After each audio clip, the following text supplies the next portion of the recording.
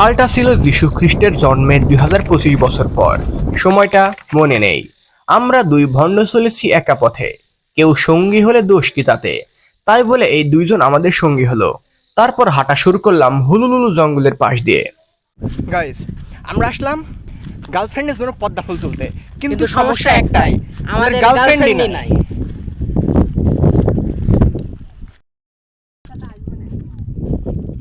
আপনারা সামনে যত গাছ দেখতে পাচ্ছেন এগুলো হচ্ছে সবই পদ্ম ফুল গাছ, আর ফুলগুলো দেখা যাচ্ছে না।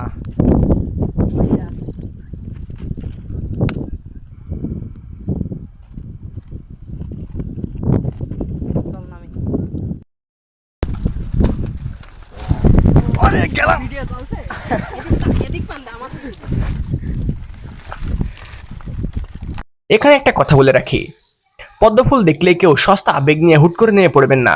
এখানে আছে ভয়ঙ্কর কাদা। এই কাদায় একবার আপনি তলিয়ে গেলে আপনার শাশুড়ি মেয়েও আপনাকে আর চিনতে পারবে না।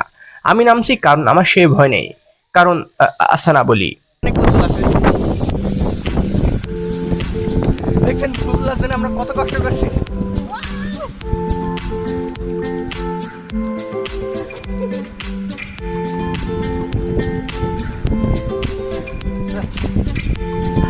এই ফুল দেখে আমার ক্রাশের কথা মনে পড়ে গেল।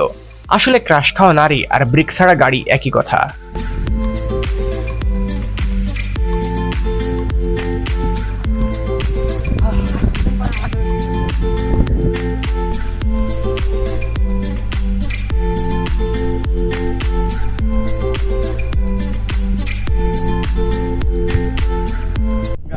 এই থালার মতো অদ্ভুত পাতাটা দেখতে পারতেছেন, এটাকে বলা হয় পদ্মার পাতা। এবার কিছুক্ষণের জন্য আপনি ধরে নিন এটা হচ্ছে আপনার গার্লফ্রেন্ডের মন, আর এটা হচ্ছে আপনার ভালোবাসা। এবার এই ভালোবাসা দিয়ে যদি আপনার গার্লফ্রেন্ডের মনকে ভেজাতে চান তাহলে সেটা কোনোভাবে ভেজবে না। সুতরাং আপনি ফাও টাইম নষ্ট করেন না।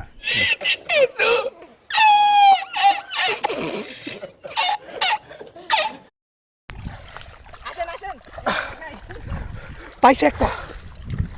ও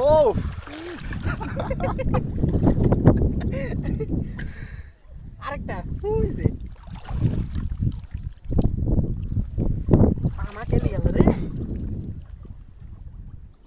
ও, আমার পায়ের অবস্থা খুব খারাপ। Stranded in the open, dried out tears of sorrow, lacking all emotion, staring down the barrel. আপনাদের একটা জিনিস দেখা, একটা এক্সপেরিমেন্ট। এই যে বিশাল পাতাটা দেখছেন, এই পাতাটা হলো আপনার গার্লফ্রেন্ডের মন, আর কিছুক্ষণের জন্য ধরে নেন এই ছোট্ট পানির ফোঁটাটুকু আপনার ভালোবাসা। এখন দেখেন এই বিশাল মনের মধ্যে আপনার ভালোবাসাটুকু এইভাবে দৌড়িয়ে বেড়াবে, কখনো স্থির হবে না। সুতরাং গার্লফ্রেন্ডের পেছনে সময় দেওয়া বাদ দিয়ে টেবিলিতে পড়তে বস।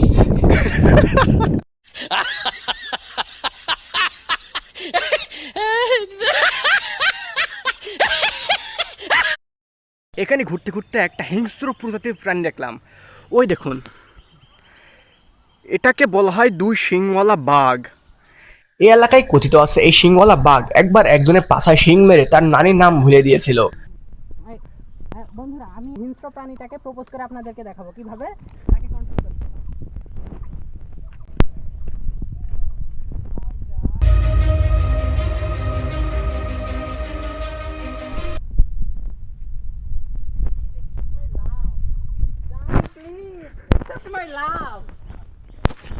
এইভাবে আমার বন্ধু প্রতিবার ব্রেকআপ শিকার হয়, সরি রিজেক্টের শিকার হয়।